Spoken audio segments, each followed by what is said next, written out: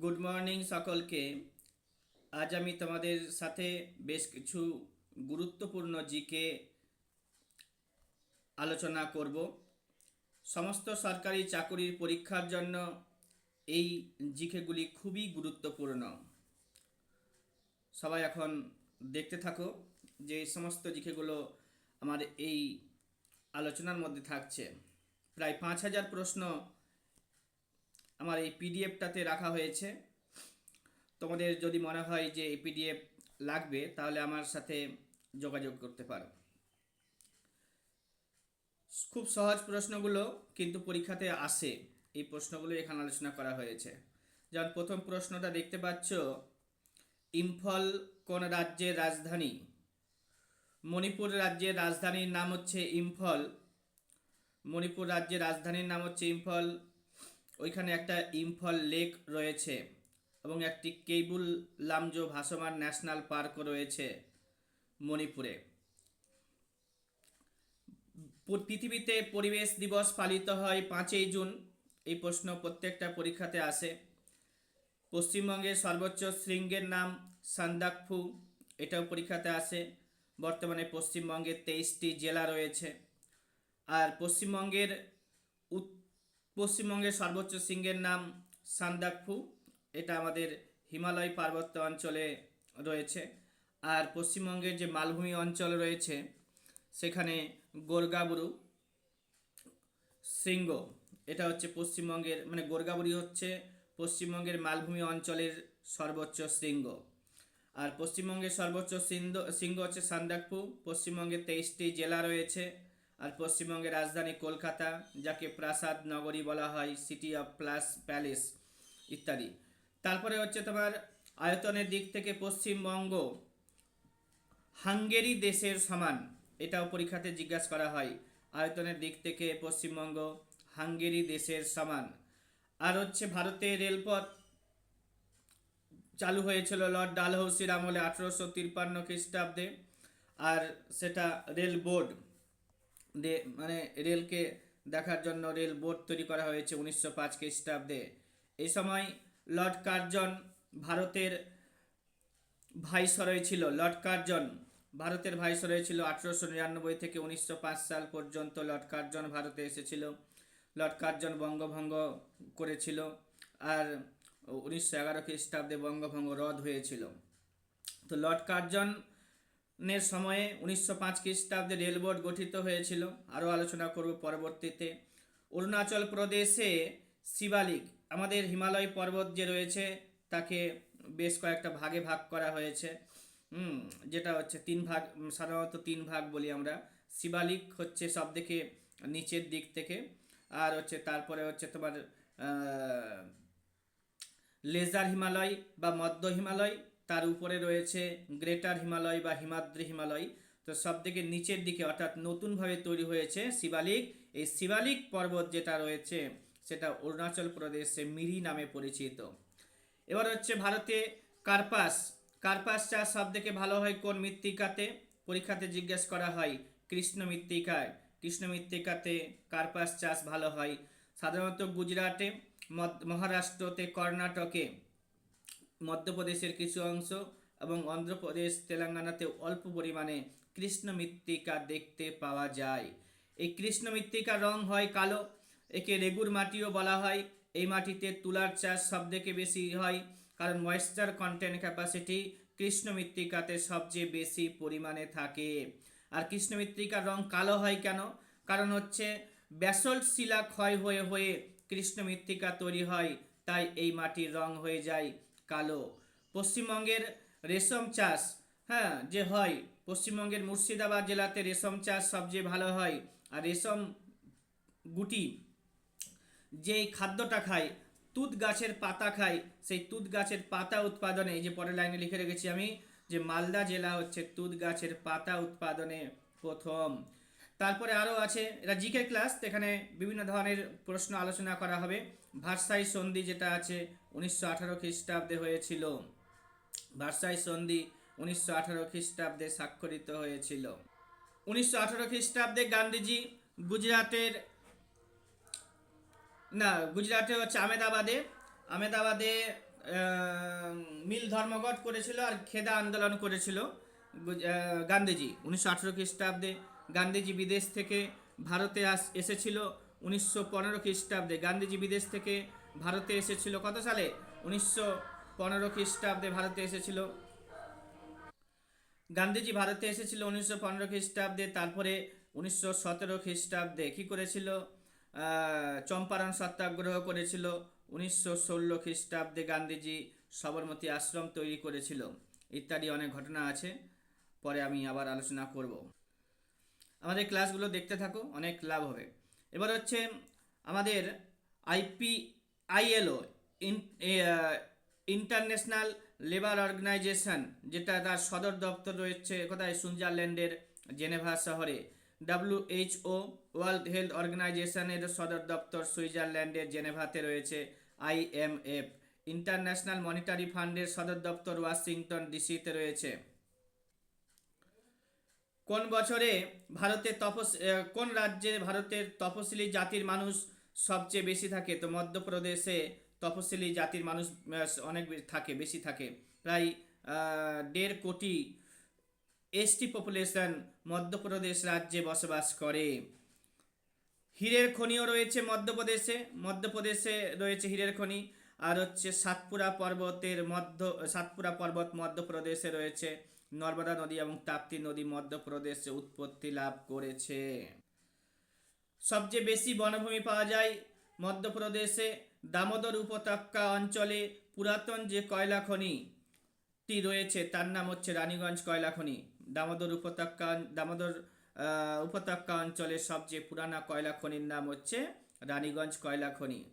তারপরে ইউনেস্কোর সদর দপ্তর কোথায় রয়েছে? ফ্রান্সের প্যারিস শহরে ইউনেস্কোর সদর দপ্তর রয়েছে। সম্মিলিত জাতিপুঞ্জের বর্তমান মহাসচিব ট্রিক ভিলাই আছে এখনো। আর সম্মিলিত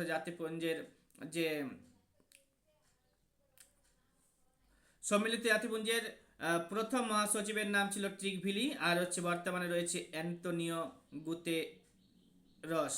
আর হচ্ছে ভারতের প্রথম গভর্নর জেনারেল হচ্ছে লর্ড উইলিয়াম বেন্টিং। এখান থেকে প্রশ্নটা হয়। ভারতের প্রথম governor general Lord William Bentinck. তারপরে হচ্ছে তোমার ভারতের শেষ গভর্নর জেনারেল যদি বলি তো চক্রবর্তী রাজাগোপালাচারী। আর ভারতের শেষ British governor general Lord Mountbatten. এগুলো সব জানতে হবে।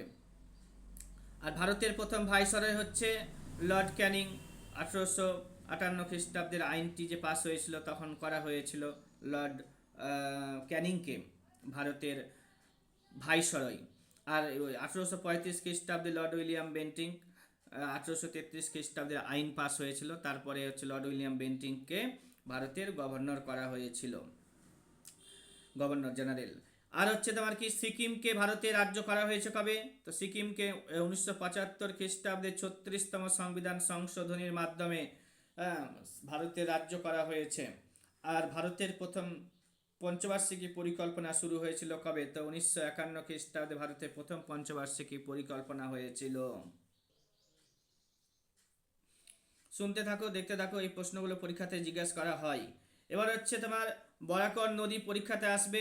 এটা দামোদর নদীর উপনদী। তারপরে হচ্ছে তোমার লাক্ষাদ্বীপ, যেটা হচ্ছে প্রবাল দ্বীপ। লাক্ষাদ্বীপ হচ্ছে প্রবাল দ্বীপ। ভারতের সবচেয়ে পুরাতন যে তৈল খনিটা আছে তার নাম ডিগবয়।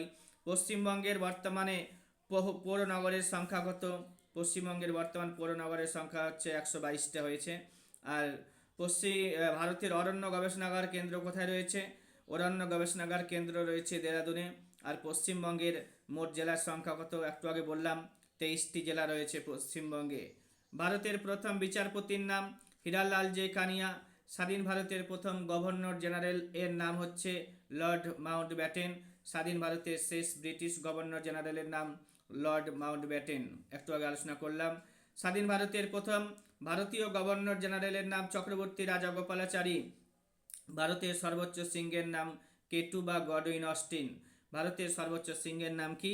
কেটু বা গডউইন অস্টিন। ভারতে অবস্থিত হিমালয় পর্বতের যদি সর্বোচ্চ শৃঙ্গ জিজ্ঞাসা করা হয় তাহলে কাঞ্চনজঙ্ঘা হবে।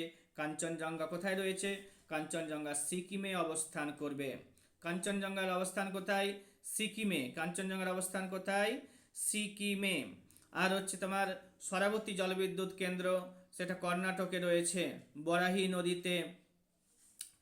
না, সরাবতী জলবিদ্যুৎ প্রকল্প সরাবতী নদীতে রয়েছে কর্ণাটকে।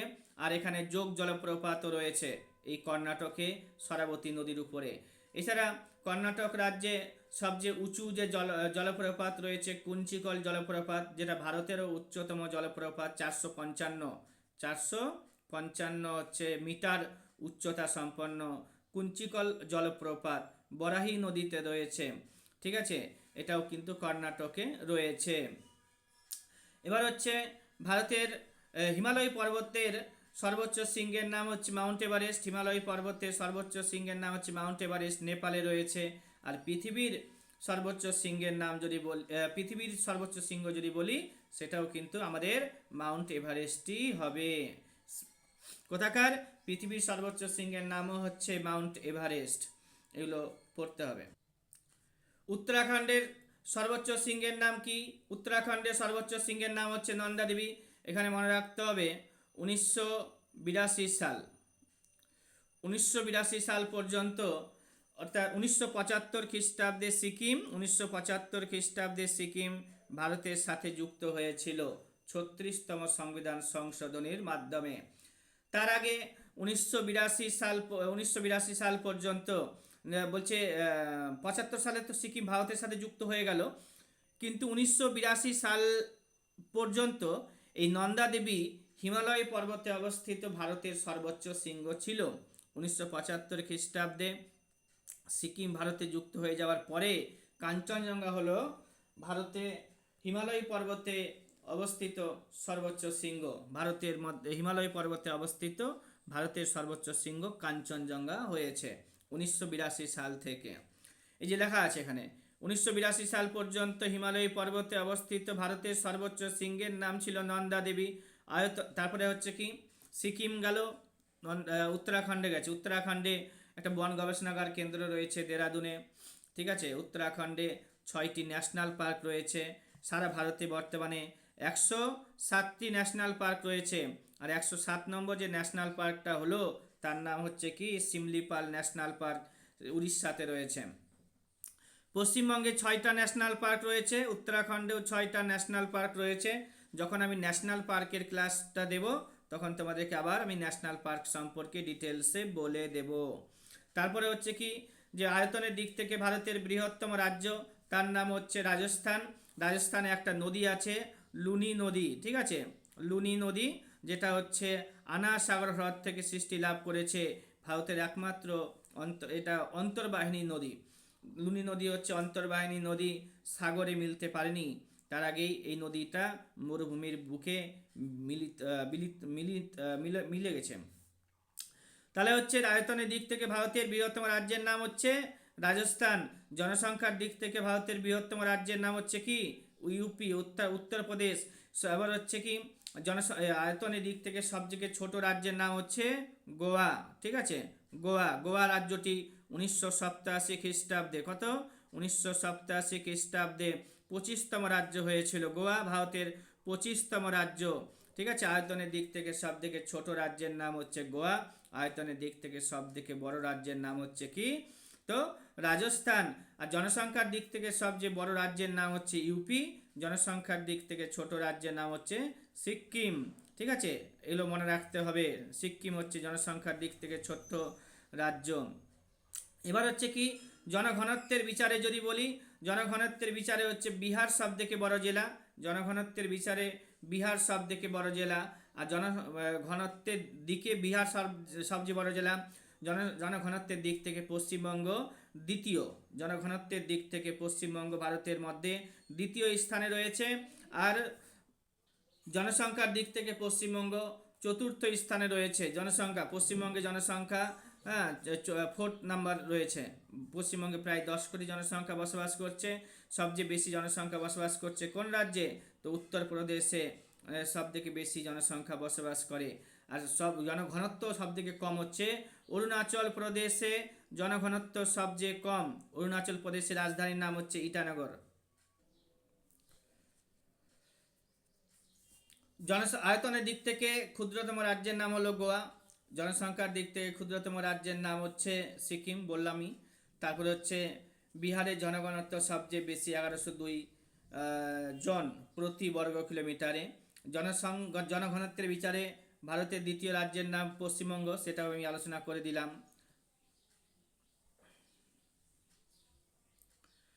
ভারতের দীর্ঘতম রেলওয়ে টানেল কোনটি? পীর পাঞ্জাল রেলওয়ে টানেল। এই ধরনের জিকেগুলো দেখতে থাকো, পরীক্ষাতে সবই কমন আসবে। আমি আরও যে সমস্ত গুরুত্বপূর্ণ জিকে পরীক্ষাতে আসে ওগুলো আমি তুলে দেবো। রেলওয়ে পরীক্ষাতে এনটিপিসি, তারপরে হচ্ছে গ্রুপ ডি পরীক্ষাতেও বেশ কিছু জিকে আসে। আর হচ্ছে ডাব্লিউবিসিএস পরীক্ষার জন্য পশ্চিমবঙ্গের যে সমস্ত পরীক্ষাগুলো হয়, আমার এই পিডিএফ থেকে, আমার এই যে নোটসটা এখানে রয়েছে, এখান থেকে সমস্ত কমন আসবে। ভারতের দীর্ঘতম যে সমুদ্র সৈকত রয়েছে তার নাম হচ্ছে মেরিনা বিচ, যেটা চেন্নাইতে অবস্থিত আসে ভারত পরীক্ষাগুলোতে। তেহরি বাঁধ হচ্ছে ভারতের সর্বোচ্চ বাঁধ, ভাগীরথী নদীতে উত্তরাখণ্ডে রয়েছে তেহরি বাঁধ। উত্তরাখণ্ডে রয়েছে তেহরি বাঁধ, না? আচ্ছা। ভারতের দীর্ঘতম বাঁধের নাম হচ্ছে হীরাকুদ বাঁধ, যেটা মহানদীতে রয়েছে এবং উড়িষ্যাতে রয়েছে। ভরতপুর পক্ষী অভয়ারণ্য, যেটা রাজস্থানে রয়েছে। ভারতের বৃহত্তম পক্ষী অভয়ারণ্যের নাম হচ্ছে ভরতপুর পক্ষী অভয়ারণ্য। আর ভরতপুর পক্ষী অভয়ারণ্যটির অপর নাম আছে আবার একটা, ঘানা পাখিরালয়। সুলতানপুর পাখিরালয় হচ্ছে হরিয়ানাতে অবস্থিত। সেলিম আলী পাখিরালয় হচ্ছে গোয়াতে অবস্থিত। সুলতানপুর পাখিরালয় হচ্ছে কোথায়? হরিয়ানাতে। আর হচ্ছে তোমার সেলিম আলী পাখিরালয় হচ্ছে গোয়াতে। ভরতপুর পক্ষী অভয়ারণ্য, এর অপর নাম হচ্ছে ঘানা পক্ষী অভয়ারণ্য। এটি ভারতের রাজস্থান রাজ্যে রয়েছে। এটা ভরতপুর পক্ষী অভয়ারণ্য এবং ভারতের বৃহত্তম পক্ষী অভয়ারণ্য, যার নাম হচ্ছে ভরতপুর পক্ষী অভয়ারণ্য। আয়তনের বিচারে ভারতের 4টি রাজ্যের নাম একটু আগে আলোচনা করলাম। ভারতের সব থেকে বড় রাজ্যের নাম হচ্ছে রাজস্থান, তারপরে মধ্যপ্রদেশ, তারপরে মহারাষ্ট্র, তারপরে উত্তরপ্রদেশ। আর এটা গেল। আর হচ্ছে আয়তনের দিক থেকে পশ্চিমবঙ্গ ভারতের 14তম রাজ্য। 14তম রাজ্য, 13তমটা কেটে দিই। 14তম রাজ্য বর্তমানে, আগে ছিল 13তম, এখন 14তম হয়েছে তেলেঙ্গানা রাজ্য তৈরি হওয়ার পরে। তেলেঙ্গানা রাজ্যটি, না, এখন আবার 13তম হয়ে গেছে, কারণ হচ্ছে জম্মু অ্যান্ড কাশ্মীরকে রাজ্যের লিস্ট থেকে বাদ দেওয়া হয়েছে, যার কারণে আবার পশ্চিমবঙ্গ ভারতের 13তম রাজ্যে পরিণত হয়েছে। পশ্চিমবঙ্গ ভারতের আবার 13তম রাজ্যে পরিণত হয়েছে। পশ্চিমবঙ্গের 2014 সাল থেকে 19 সাল পর্যন্ত পশ্চিমবঙ্গ ভারতের 14তম রাজ্য ছিল। আগে ছিল 13তম। তেলেঙ্গানা রাজ্য তৈরি হওয়ার পরে পশ্চিমবঙ্গ 14তম হয়েছিল। তারপরে হচ্ছে আবার জম্মু অ্যান্ড কাশ্মীরকে রাজ্যের লিস্ট থেকে বাদ দিয়ে কেন্দ্রশাসিত অঞ্চল করার পরে আবার পশ্চিমবঙ্গ ভারতের 13তম রাজ্য হয়েছে, যার কারণে এটা পরীক্ষাতে আসবে। সব থেকে বড় রাজ্যের নাম হচ্ছে রাজস্থান, তারপরে মধ্যপ্রদেশ, তারপরে মহারাষ্ট্র, তারপরে উত্তরপ্রদেশ। আর উত্তরপ্রদেশের জনসংখ্যা সবচেয়ে বেশি। আর আয়তনের দিক থেকে ছোট রাজ্যের নাম বললাম গোয়া। এবার ভারতের উচ্চতম জলপ্রপাতের নাম, হ্যাঁ, কুঞ্চিকল জলপ্রপাত। আর গোয়া রাজ্য, যেটা বললাম সব থেকে ছোট রাজ্য গোয়া, সেটা কিন্তু 1987 সালে তৈরি হয়েছে। 56 অর্থাৎ 56তম সংবিধান সংশোধনীতে গোয়াকে ভারতের রাজ্য করা হয়েছে, 56তম সংবিধান সংশোধনীর পরে। কুঞ্চিকল জলপ্রপাত বললাম, ভারতের উচ্চতম জলপ্রপাত রয়েছে, এটা বরাহি নদীতে রয়েছে, শিমোগা ডিস্ট্রিক্ট অফ কর্ণাটকে এটা অবস্থিত। যোগ জলপ্রপাত রয়েছে, সেটা হচ্ছে ভারতের কর্ণাটক রাজ্যে অবস্থিত। আর ভারতের সর্বোচ্চ বাঁধের নাম হচ্ছে তেহরি বাঁধ, বললাম একটু আগে, ভাগীরথী নদীতে উত্তরাখণ্ডে। নাগার্জুন সাগর প্রজেক্ট কৃষ্ণা নদীতে অন্ধ্রপ্রদেশে রয়েছে।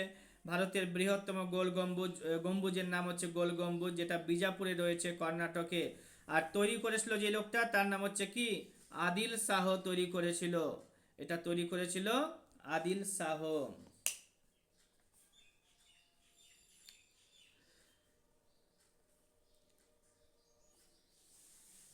ভারতের অরণ্য আইন বলছে যে ফরেস্ট অ্যাক্ট, যেটা পাস হয়েছে কবে? সেটা হচ্ছে 1952 খ্রিস্টাব্দে ফরেস্ট অ্যাক্ট পাস হয়েছে। ভারতের সর্বাধিক তামাক, ভারতের সর্বাধিক অভয়ারণ্য, আচ্ছা, সব থেকে বেশি অভয়ারণ্য থাকে কোথায়, মানে রয়েছে কোথায়? আন্দামান নিকোবর দ্বীপপুঞ্জে। আর মধ্যপ্রদেশে রয়েছে ন্যাশনাল পার্কের সংখ্যা সবচেয়ে বেশি, কটা? তো 11টা।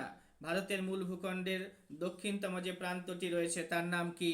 কন্যাকুমারী, ভারতের মূল ভূখণ্ডের দক্ষিণতম প্রান্ত। গিদ্দা রয়েছে কোথায়? গিদ্দা এবং ভাংড়া লোকনৃত্য দেখতে পাওয়া যায় কোথায়? পাঞ্জাবে। হাওয়া মহল কে তৈরি করেছে, কোথায় রয়েছে হাওয়া মহল? তো এটা হচ্ছে তোমার জয়পুরে রয়েছে, তৈরি করেছিল সাওয়াই রাজা জয় সিং। জাতিসংঘ প্রতিষ্ঠিত হয়েছে 24 অক্টোবর মাসে 1945 খ্রিস্টাব্দে। এই 24 অক্টোবর যে দিনটা রয়েছে সেটাকে আমরা সম্মিলিত জাতিপুঞ্জ দিবস পালন করছি, সম্মিলিত জাতিপুঞ্জ দিবস পালন করছি। এছাড়া 5 জুন হচ্ছে বিশ্ব পরিবেশ দিবস, 21 জুন হচ্ছে তোমার যোগ দিবস, তারপরে হচ্ছে 26 নভেম্বর 26 নভেম্বর 1949 ওই দিনটাতে আমাদের ভারতের সংবিধানটাকে কার্যকর করে অ্যাডপ্ট করেছিলাম, যার কারণে 26 নভেম্বর দিনটিকে আমরা আবার পালন করছি সংবিধান দিবস হিসেবে। আর এখানে বললাম কি সম্মিলিত জাতিপুঞ্জ দিবস পালন করছি কবে? সম্মিলিত জাতিপুঞ্জ দিবস 24 অক্টোবর মাসে আমরা পালন করি। আর হচ্ছে সম্মিলিত জাতিপুঞ্জ তৈরি হয়েছিল কবে? 1945 খ্রিস্টাব্দে 24 অক্টোবর মাসে। তারপরে জাতিসংঘের সদর দপ্তর রয়েছে নিউ ইয়র্কে, কাজিরাঙ্গা ন্যাশনাল পার্ক রয়েছে আসামে, শিপ্রা নদীর তীরে উজ্জয়িনী শহর অবস্থিত বা উজ্জয়িনী শিপ্রা নদীর তীরে অবস্থিত। পরীক্ষাতে জিজ্ঞাসা করা হয়। গোবর গ্যাস উৎপাদনে গোবর গ্যাস প্রধানত পাওয়া যায় মিথেন থেকে। রক্ত থেকে ইউরিয়া ফিল্টার করা হয়, রক্ত থেকে ইউরিয়াকে ফিল্টার করা হয়, এগুলো আসে পরীক্ষাতে, দেখবে। রক্ত থেকে ইউরিয়াকে ফিল্টার করা হয় দেহের কোন অংশের মাধ্যমে? তাহলে হচ্ছে কিডনি, এটাও বলে দিলাম। ভিলাই ইস্পাত কারখানা তৈরি হয়েছিল কোন দেশের সহায়তায়? রাশিয়া। চারমিনার রয়েছে কোথায়? চারমিনার হচ্ছে হায়দ্রাবাদে রয়েছে। কোথায় চারমিনার কোথায় রয়েছে? হায়দ্রাবাদে। তারপরে হচ্ছে আজাদিন সরকার তৈরি করেছিল কোথায়? সিঙ্গাপুরে, নেতাজি সুভাষচন্দ্র বসু। তারপরে হচ্ছে চক্ষুদান যখন করে মানুষেরা তখন তার কর্নিয়াটাকে ট্রান্সফার করা হয়। তারপরে হচ্ছে তোমার কি কোষের শক্তিঘর বলা হয় কাকে?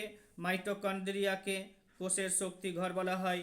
পরিকল্পনা কমিশনের প্রথম চেয়ারম্যানের নাম, পরিকল্পনা কমিশনের চেয়ারম্যান কে হয়?